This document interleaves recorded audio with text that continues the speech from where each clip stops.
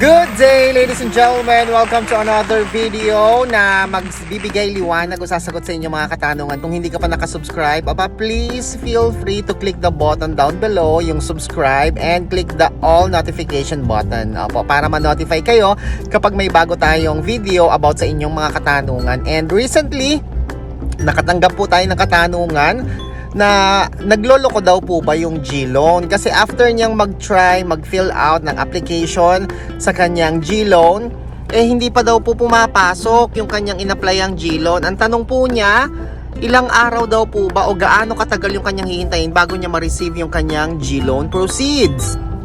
Parang matagal na yata yan kasi ako nakapag-apply po ako ng G-Loan ko, segundo lamang po agad nang pumasok yung proceeds, yung niloan mong pera, agad naman siyang pumapasok, hindi na po siya aabutin ng more than 1 hour. Kapag ganyan na po katagal ang inyong hiniram na pera, hindi pa pumapasok, kailangan nyo na pong mag-submit ng ticket sa GCash. Pindutin po ninyo yung profile, tapos may help center dyan o yung help.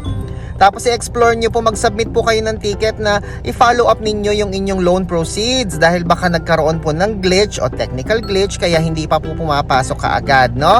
Mag-submit ticket po kayo para po ma-address kaagad ang inyong concern. Huwag nyo na pong patagalin yan, okay? Kung may katanungan po kayo, please comment down below. Ako po si Chico. Enjoy the rest of the day and God bless po.